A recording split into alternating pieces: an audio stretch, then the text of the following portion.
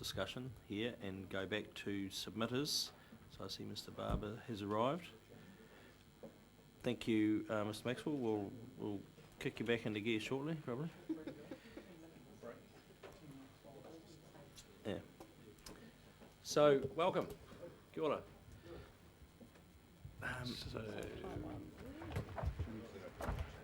So this is part one. This is part one, page 6. When it's read, it's on.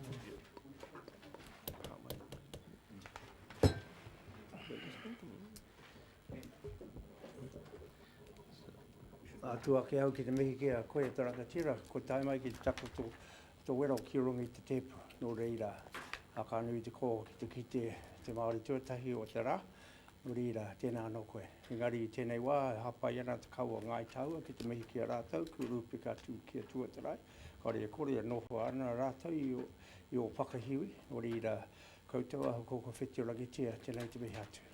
No reira, he taraka tira, nau mai, piki mai. So, welcome. The gig is 10 minutes, and I'll do the old timer deal so everyone knows where they're at. And if you wish us to ask you questions about your presentation or submission, can you please give us time within the 10 minutes? Tēnā tātou. Tuatahi rā, mihi atu kia koe Mike. Tēnā koe i o whakatau, mai ki a hau. O tira ki ngā mate kua mene atira ki te pō, tautoko au ngā kōrero i ngā mihi ki a rātau mā. Hoi anō, kua tae mai nei au, hei māngai mō tōku nei hapu, ōku nei hapu, tōku nei hapori o Waimarama, nō reira tēnei mātou mihi nei ki a koutou, tēnā koutou. So, thanks for the opportunity to talk to my submission. You've all read it, so I'll approach it in a couple of ways. The first, the tourism one. As you know, Waimarama is a hotbed for Maori tourism and tourism in general. So we support that tourism is getting an increase in pūtea and funding. But I guess this part of the submission is to ensure that Maori tourism is also getting some recognition. And we certainly support that with Waimarama Māori tourism happening at home, bringing people out there every summer. So just wanted to point that out in my submission, that Māori tourism should be also looking to increase its support. In terms of the waterways, we support improved kaitiakitanga over our waterways. I mentioned in my submission that we've been working with the Hastings District Council and the Regional Council as the consenting authority to return the Waingongoro stream back to its original pathway. And now this is over 50 years. This happened back in the 50s. We've just had agreement from all of our hapu and our landowners that should come back to its path. And so what the Regional Council will be seeing from that will be a management plan going forward around that waterway and also the Pauhokio. So what I'm indicating in my submission is that we as a community, Waimarama community, want to have a relationship with the Regional Council around the plan moving forward for that waterway and not just for that major kaupapa that's going to be happening in the next few months, but also water in general.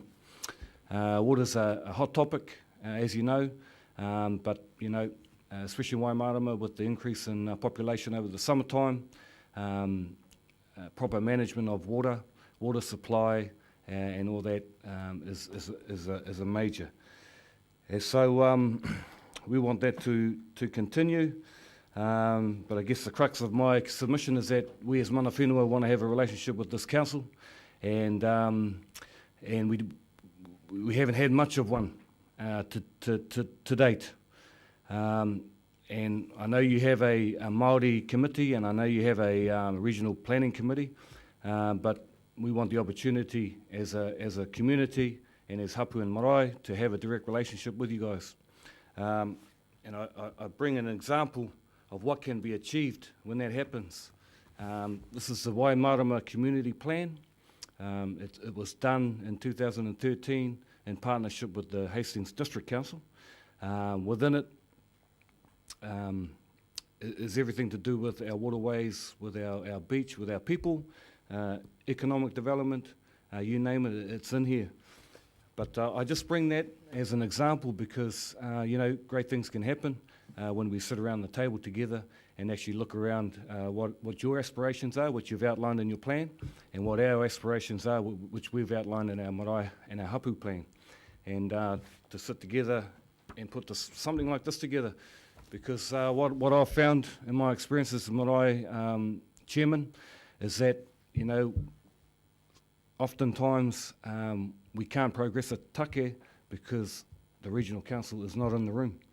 And so what I'm saying is that these plans are only so good as the partners that come to the table. And so we're looking for a relationship with this council. I said in my submission that I see that there's no increase for mana whenua engagement in your budget plan, and I think that kei te hetera, I think there should be. I think there should be more engagement with our communities. I'd like to see that that pūtea increased, and I see in your officer's report that one of the recommendations might be to have a dedicated person that is able to come out and start engaging with our communities. We support that. We support that because apart from Mike, we find it hard to engage with this regional council. And we don't have anyone that we can see as the face of it, the Maori face of this council. When we have issues, when we want to bring something here, we're not too sure who to bring that to. So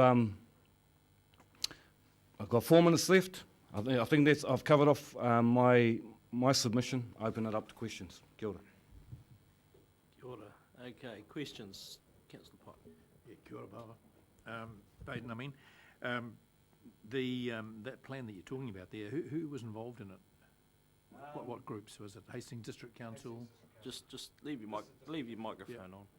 Bayden. Yeah, just the Hastings District Council and the community. So it just seems to me that the Hawke's Bay Regional Council should have been. Were they invited to be part of that community consultation or not? It was probably a result of the flood and some of the issues that we had and the need to have regional council clean up a whole lot of stuff, district council to do a whole lot of stuff to rectify the environment out there. And and so what we thought it would be better if we put a 10 to 15 year plan in place so that everyone's clear about the steps forward. And really that's what we're wanting to see with the regional council. Otherwise we're just reacting to issues, and it's really sporadic. It's better to have a planned approach going forward. Kia ora. Can I just do a follow-up? Was the council actually invited to be part of that at all, to the start? I remember the issue at the time, probably wasting this gentleman's hearing time to answer that. The quick questions I can't remember. I don't think Councillor so. Bevan. Kia ora, Bayden, good to see you. Thanks good. Thanks for coming in and engaging with us. You've raised some pretty key issues here. The mana whenua representation has been raised by a number of people. We haven't got it right yet.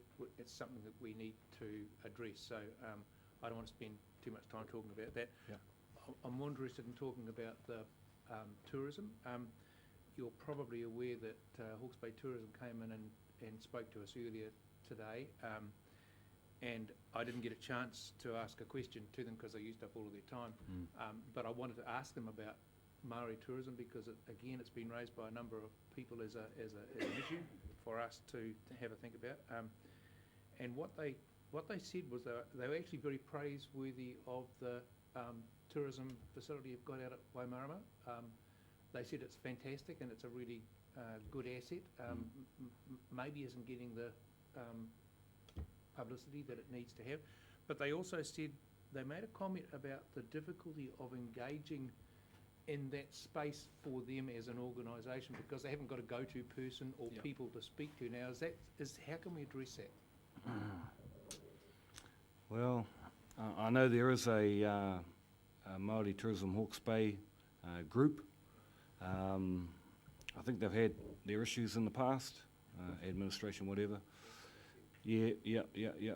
But my understanding is that they've had an overhaul. They've brought new people on board, and their systems are coming up to scratch. I'm not involved personally with that group, but you know, it might be worth a shot giving them another try. Yeah.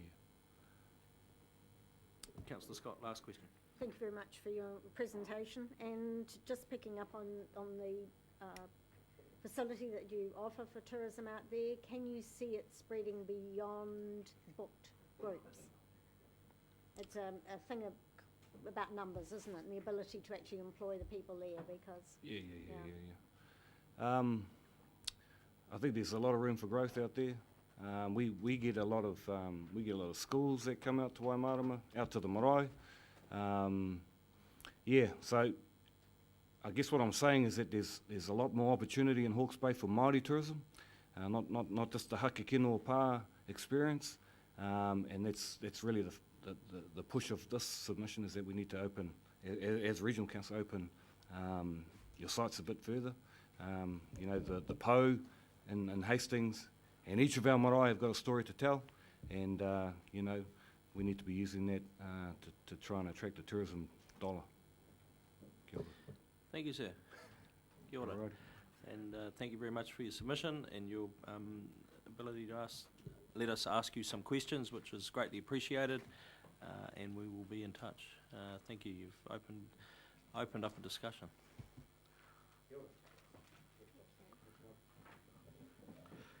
Right, thank you. Let's get back then to the discussion on air quality. I think we had Councillor Scott, you had a question in regard to the... And the move to 2.25 milligrams, which was touted at the time of the original NES on air.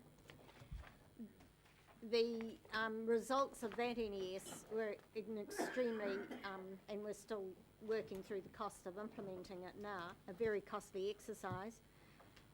Is this going to lead us down an even more costly exercise to implement?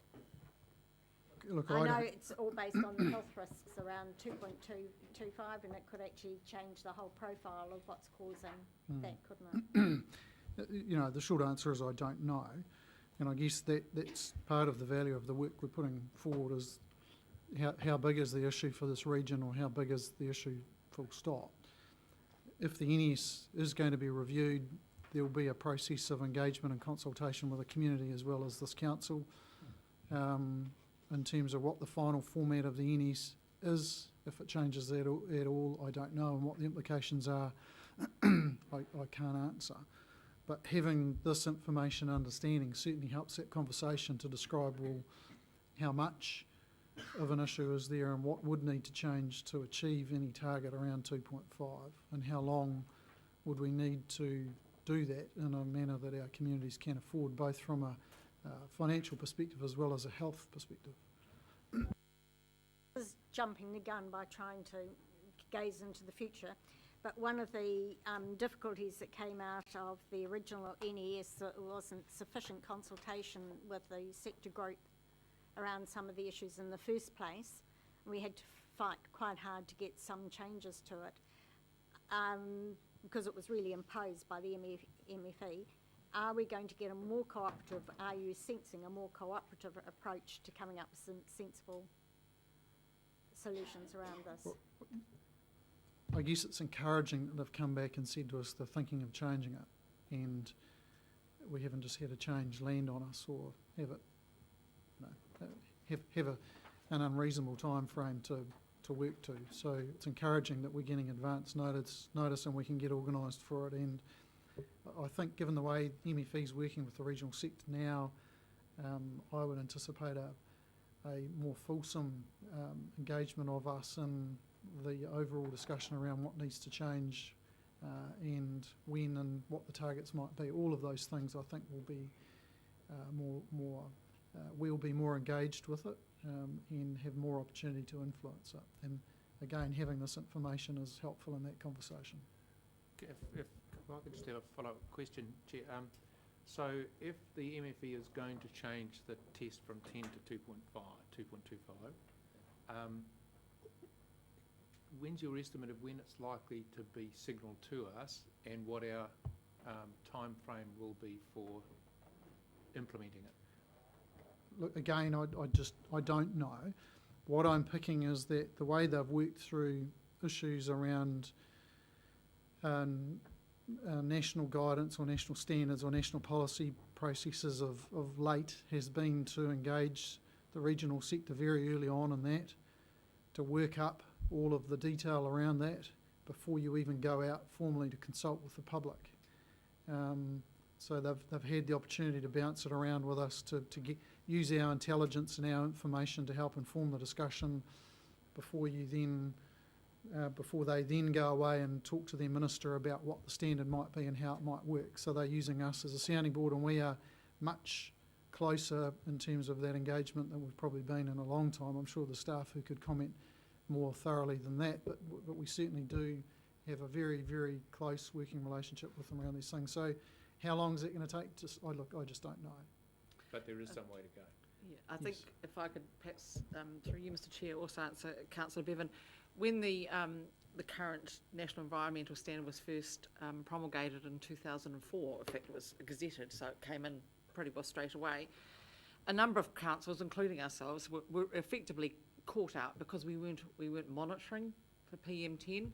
So in order to be able to have the information necessary to support a plan change, we had to start monitoring. So, you know, that takes, as you'll be aware, with science, it's not just a couple of weeks monitoring, it's several years before we could actually get through the plan change. So I guess in terms of what's being asked for here, we're trying to stay ahead of the game this time and anticipate what may well come out in the next iteration of the National Environment Standard.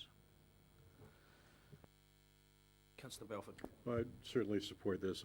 I would think that the demands of lowering to 2.5 would hit hardest at our more urbanized parts of the country, and so long as we have a government that adores Auckland and protects it at all costs, I can't imagine that much more financial burden will be placed on the rest of us as a result of that, because it'll be transportation-related PM issues, not wood burners in Hastings. It's going to be cars in Auckland and Christchurch and what have you that are affected by a 2.5 limit, and we're way down the list. Right, no further questions on the air quality. Let's then move on to CapEx adjustments. It's on page 5 there, technical capital science. Through you, Chair, I think that's reasonably self-explanatory. Again, it's contractor availability that they've delayed the capital expenditure, and the water quality sensors we're eking out another year before we need to replace them. So it's reasonably self-explanatory, I think. Just I had a question. If the water quality sensors were due to be replaced 14-15, still operating effectively, will they still be operating effectively by the end of 15-16? And on that basis, could we take this, instead of carrying it forward, we could take it out? Oh, look, I couldn't go back later. Off the top of my head, my recollection of these particular sensors, they have a life. You know, it's kind of they'll work up to this point, and from then you need to either you need to go back and make sure they're working properly, or be prepared for them to fail. So I wouldn't want to guarantee that we can remove it and not have to replace them. They are a capital item, effectively, so at some point they would need to be replaced. The team are indicating that they can get another year out of them, so you can keep the 10,000 in the bank for another year. And with the funds coming out of asset replacement reserve, you couldn't achieve any rate gain anyway. No, you couldn't. No. Further questions on the technical Capital. We've actually got our next submitter here a little earlier, but perhaps we could deal. Are you happy to submit now? Have I got the right person? Zoe, yeah, that's you. Yep. From City.